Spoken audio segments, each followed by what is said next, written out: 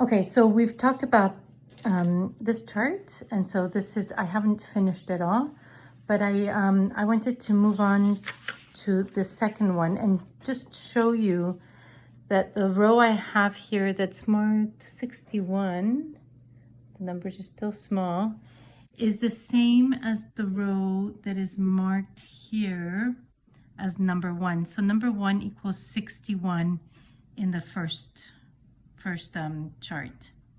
Okay, just to keep that in mind. So once you get here and you've made that increase of knit front and back, knit through the back loop, blah, blah, blah. Once you finish this row, it's the same as this row. And so moving forward, I wanted to show you the other cables. So we've been doing the cable that goes in this direction, but all of a sudden we have this new cable here. So I'm going to show you how to do that one.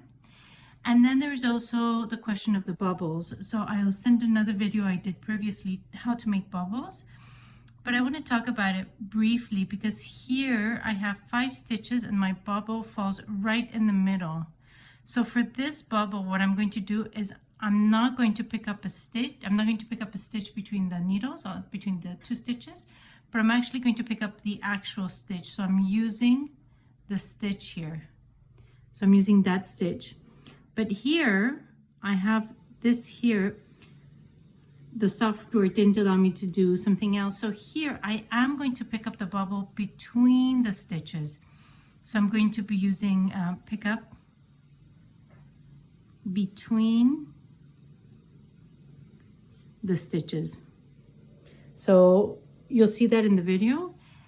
But if you're doing the pick up between stitches, you're creating a stitch. So here I've added a decrease. You just, when you're coming back, knit 2 together. It doesn't matter if you do second and third or third or fourth, it doesn't matter. Just knit 2 together to get rid of that stitch and have 1, 2, 3, 4, 5, 6. You want to have a total of 6 stitches here when you finish that row. Okay, so let's go to the cable going the other direction. So I'm going to pick up my work, and it says for the cable the other direction, with right needle, go behind first stitch and purl second stitch without removing it from left hand needle, and then knit through the back loop of the first stitch. So essentially we're making this line, instead of going this way, go this way. So let's do that. I'm just not going to make my increase here. Okay, purl. So it says to go into that, I'm sorry, right needle behind, purl without removing it, and then knit. So I'm going to come here and I'm going to purl into that stitch backwards.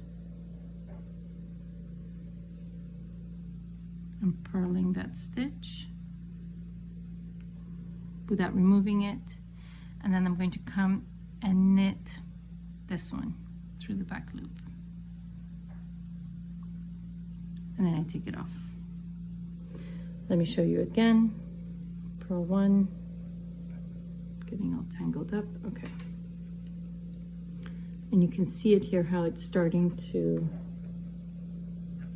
how it's already changing directions. It's no longer going this way, it's going that way.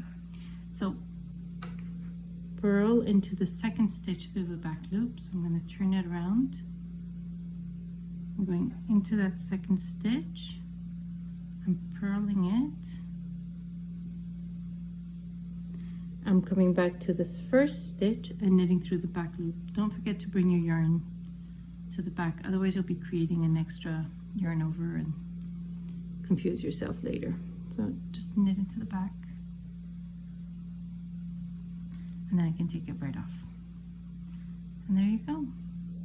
And for the bobbles, what I was saying about using the stitch and going in between the stitches, you'll see in the next video how to make them. But when you get to your bubbles, let's say if you're going into the stitch, you actually grab and do a chain on this actual stitch, or if you're going between the stitches, you're going to come and grab the working yarn from here. I don't have my hook with me, but grab your working yarn from here, bring it through, and then make your chain on this extra loop.